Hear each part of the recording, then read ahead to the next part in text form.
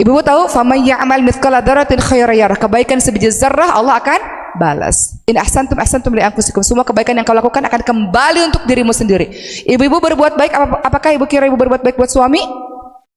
Semua kebaikan yang engkau lakukan, mau dihargai nggak dihargai, dilihat nggak dilihat, ya Allah bu, nggak guna itu, enggak. Kita berbuat baik, kenapa? Karena kata Allah, setiap kali engkau berbuat baik kembali untuk dirimu sendiri. Ibu-ibu berbuat baik bukan untuk suami, bukan. Karena ciri-ciri perempuan salihah itu apa? An-Nisa 34, fas-salihatu qanitatun hafizatu lil ghaibi bima hafizallah. Kata Allah dalam surah An-Nisa 34, perempuan salihah itu yang taat sama Allah. Jadi kalau ibu masak padahal masih berantem sama suami, kalau kita ngikutin ego, ngapain saya masakin orang yang saya sebel banget, ya kan? Tapi ibu tetap masak, tetap ngurus rumah. Kenapa? Karena ibu lagi taat sama Allah. Dan semua kebaikan ibu itu nggak apa-apa bu, mau dihargai nggak dihargai, dilihat nggak dilihat, nggak ada masalah. Karena semua kebaikan sebiji zarrah Allah akan balas, akan kembali pada ibu sendiri. Entah hari ini, entah tahun depan, entah 10 tahun lagi, nggak tahu.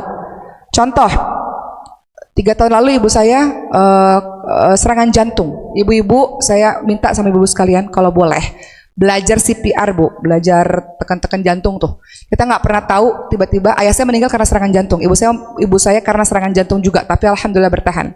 Serangan jantung itu bu, itu kalau kita telat ngembaliin nafasnya lagi dalam 5-7 menit itu udah nggak tertolong. Maka caranya adalah dengan CPR. Singkat cerita, ibu saya pada saat itu haji dan kemudian serangan jantung depan mata saya. Rumah sakit alhamdulillah ternyata di bawah kamar kami, jadi bisa dilakukan CPR. Dilakukan CPR pada saat itu. Ibu saya dalam keadaan sakit pada saat itu dan alhamdulillah akhirnya jadi udah selesai ya. Akhirnya jadi time out, ya udah. Akhirnya jadi alhamdulillah sekarang dalam keadaan baik. Jadi saya mau cerita apa ibu ya? Ngeblank jadinya. Sampai mana nih? Sebelum CPR apa tadi? Hah? Belajar meningkatkan ilmu apa? Ngeblank kan? Gara-gara time out jadi ngeblank. Apa bu? Sampai mana tadi bu? Apa? Iya, sebelum CPR apa tadi? Sakitnya di bawah. Iya, habis sebelum itu apa tadi? Saya ceritain itu karena apa? Hah? Apa? Belajar? Ya udah, ya udahlah ya. Gara-gara time out nih. Intinya belajar. Kenapa saya ceritain itu ya? Kenapa bu tadi bu? Hah? Apa? Berserah. Kok banyak banget yang ngomong, gimana bu? Contohnya apa? Tadi saya ceritain apa? Kenapa tiba-tiba ngeceritain ibu?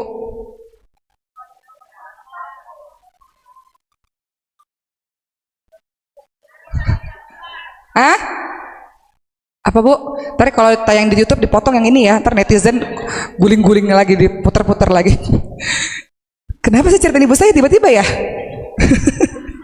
Kenapa bu? Bantuin dong, bantuin dong bu. Lupa saya nih, gara-gara time out jadi lupa kan? Apa bu? Kita kan katanya harus ada skill. Nah salah satunya Ustazah menyampaikan belajar CPR. Lanjut ke cerita ibu. Oh ke situ ya?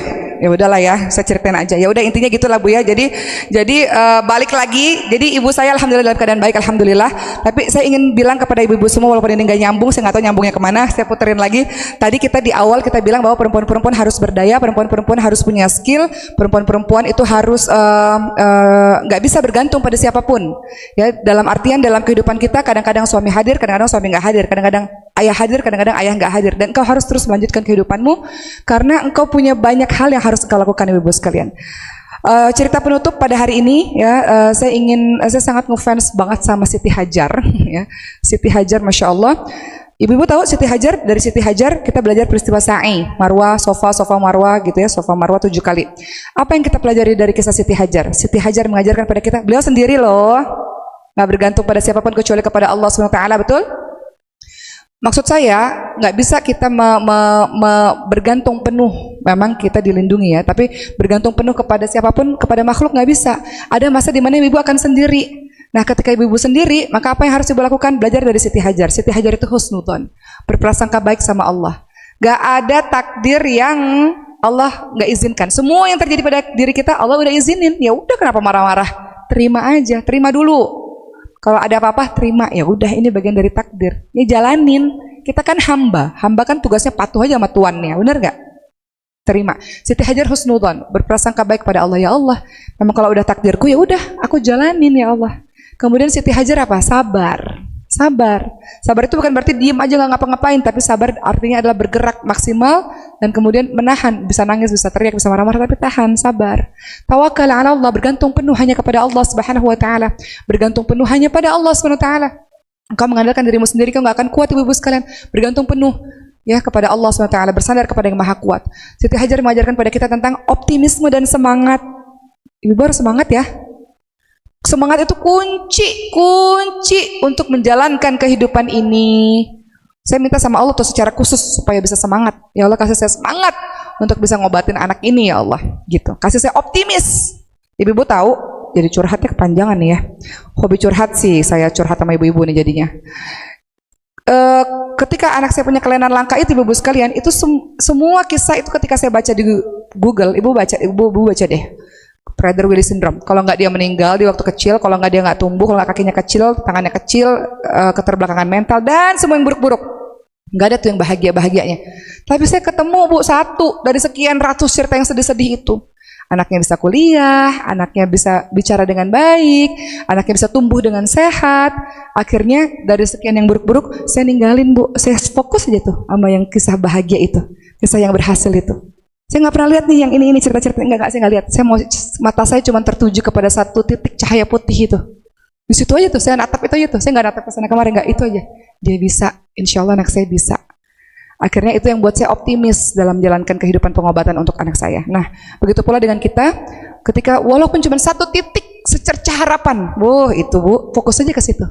Di antara semua yang gelap gulita ada satu titik cahaya terang benderang, walaupun setitik jarum, fokus aja ke situ matanya, ke situ. Dan semua daya upaya, semangat, optimisme, semuanya akan menuju ke sana.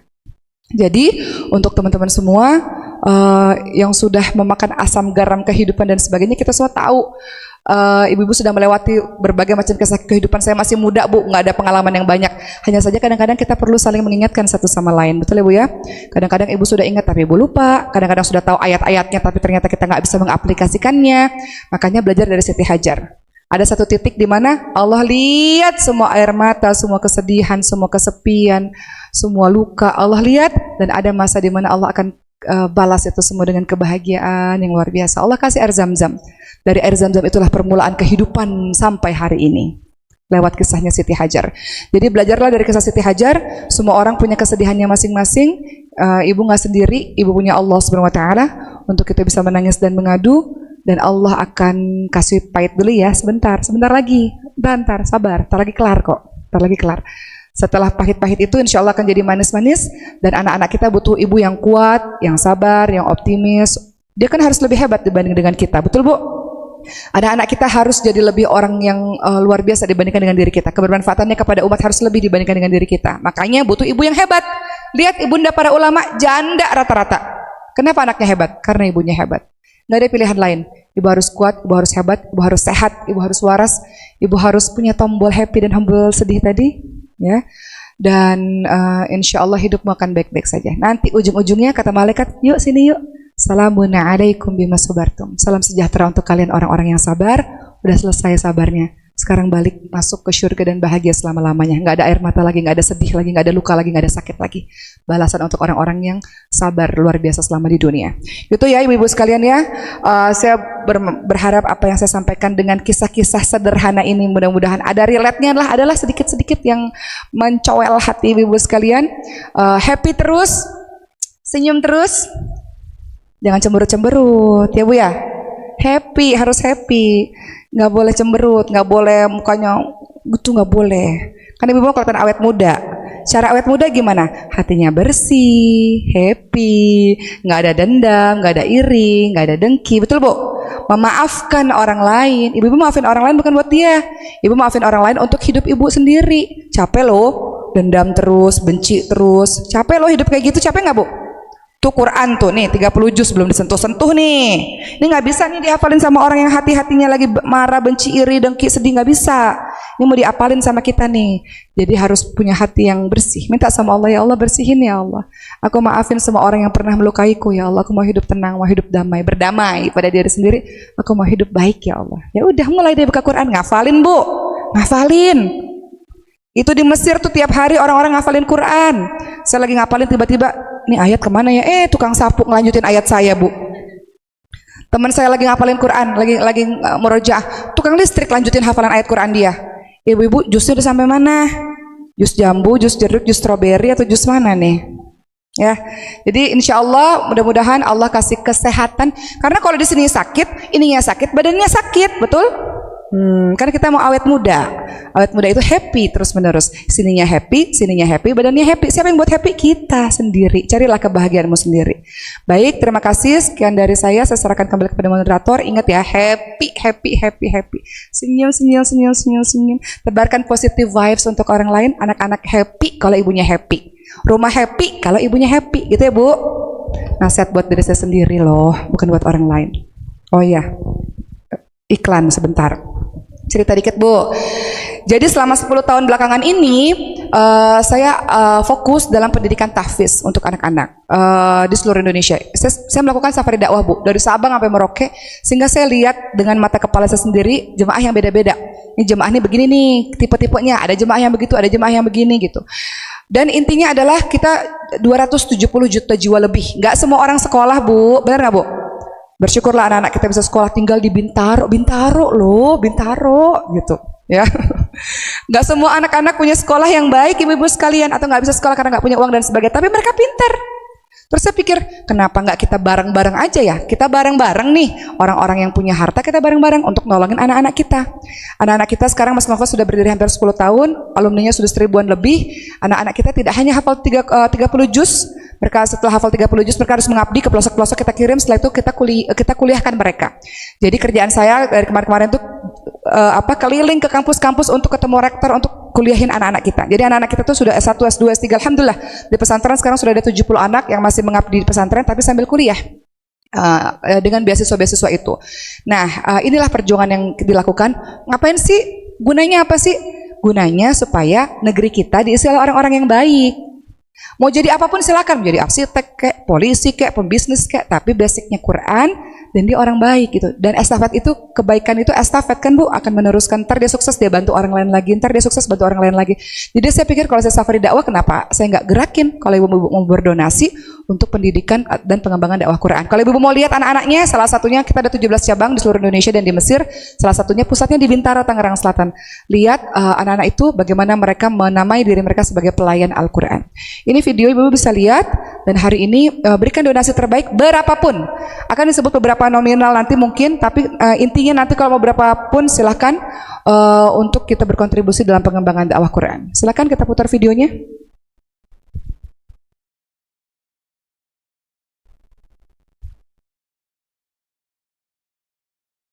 Ini video 2019 pada saat wisuda, suaranya nggak ada ya, teman-teman. Saya berkata di situ, banyak yang nggak punya orang tua. Saya katakan nggak apa-apa, orang tua kamu kita semua. Saya bilang gitu. Saya nggak bisa sendirian, Bu. Saya belum jadi triliuner. Kalau saya triliuner, mah saya bayayain semuanya gitu. Saya belum bisa membiayai semuanya. Makanya saya mengajak ibu-ibu semua untuk membiayai anak-anak ini bersama-sama.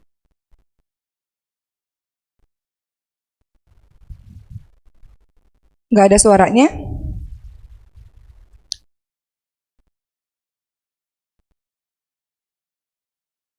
Oke. Nah, yang ibu-ibu lihat nih di belakang-belakang ini, nih, apakah mereka hanya petugas biasa? Kata siapa? Mereka ada yang dari Aceh, dari Medan, dari seluruh Indonesia. Mereka udah selesai hafalan Qurannya, Bu. 30 juz dari pesantren nih, anak-anak pesantren nih.